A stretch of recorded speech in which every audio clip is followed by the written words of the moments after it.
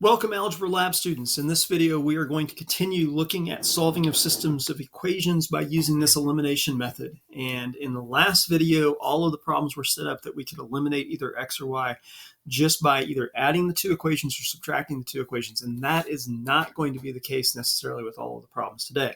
And so we're going to look at a problem or a couple of problems where we're going to have to do a little bit more work than just adding or subtracting the equations. Because in this first example, if we were to add these equations together, neither the x's nor the y's would cancel out. And if we changed it and tried to subtract, still neither the x's nor the y's would cancel out. And so what we're going to use is we're going to use multiplication to help us get things to eliminate. And so there's lots of different ways that you could think about what you can multiply the equations by so that things will match and they'll be able to cancel. But the key is we either want the x's to be the same numbers or the y's to be the same numbers so that they'll eliminate.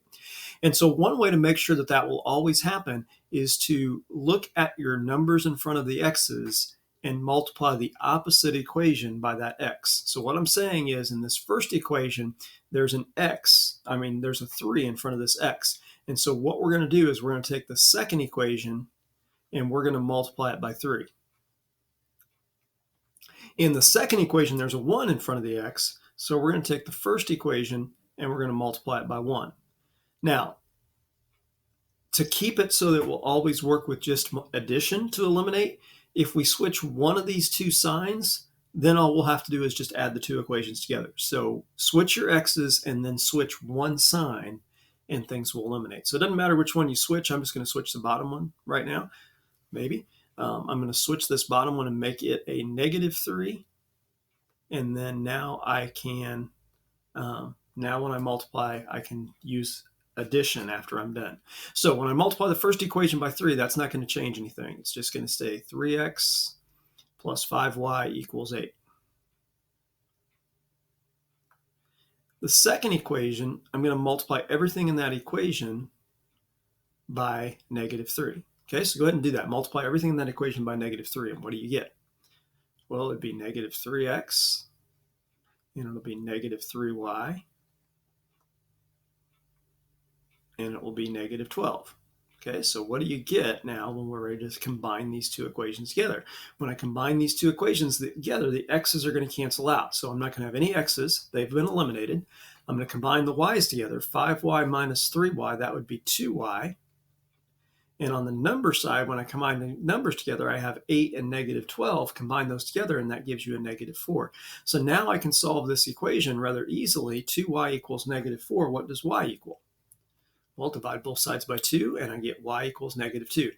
Now, I still need to go figure out what x is, and so I can go back to my very first equation. I can replace the y with a -2, and I can find x. And so if I did that, my first equation would just be 3x. 5 times -2 is -10, so 3x minus 10 is equal to 8. And when you solve that equation, what do you get for x? Add 10, it gives you 18. Divide by 3, and you get x equals 6. And so our answer is going to be 6, -2. And so again, when you're typing into Canvas, make sure you don't use spaces. Just type in parenthesis 6, -2, parenthesis, and you'll get the right answer. All right, so that's the idea of elimination. So let's just practice that with a couple more problems to make sure we've got it before we move on. But here we are in our next example. Well, not quite. That's still the same as the first example. So let me go on to the next screen here.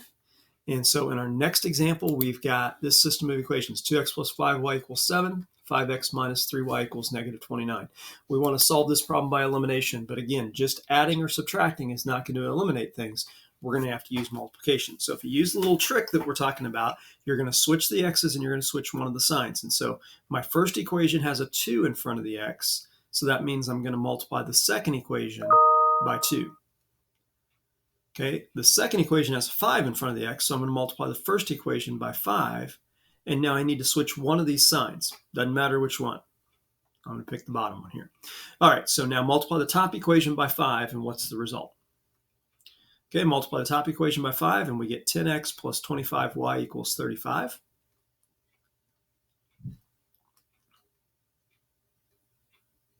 Okay, now I want to multiply the bottom equation by -2. And so when we multiply the bottom equation by -2, what's the result? It's going to be -10x, and it's going to be plus 6y and it's going to be positive 58. All right, now I'm going to combine those two equations together. And I know that's a little hard to read, but I've got 10x plus 25y equals 35, and negative 10x plus 6y equals 58. So if I combine these equations together, 25y and 6y, that's going to be 31y. And when I combine the numbers together, 35 plus 58 gives me 93. So what is my answer for y going to be? Take 93 divided by 31, and we get y equals 3. Once we know what y is, we can go back to any of the equations that I've got written down, and I can put a 3 where the y is at, and I can solve for x. I always just usually go back to the very first one, 2x plus 5y equals 7 in this case. I'm putting a 3 where the y is at, so that means that equation is going to be 2x plus 5 times 3, which is 15, equals 7. So solve that equation, and what do you get for x? Well, you subtract the 15 and you get negative 8. You divide by 2 and you get negative 4. And so therefore my answer is going to be negative 4, comma 3.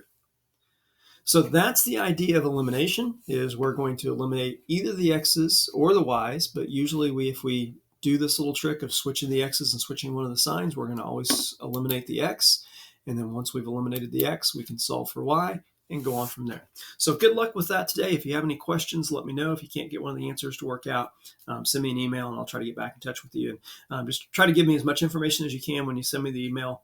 Tell me what you've done and what you've gotten, and then it gives me a little bit more to go with. So, all right, well, good luck with that. And that's all we've got today, folks.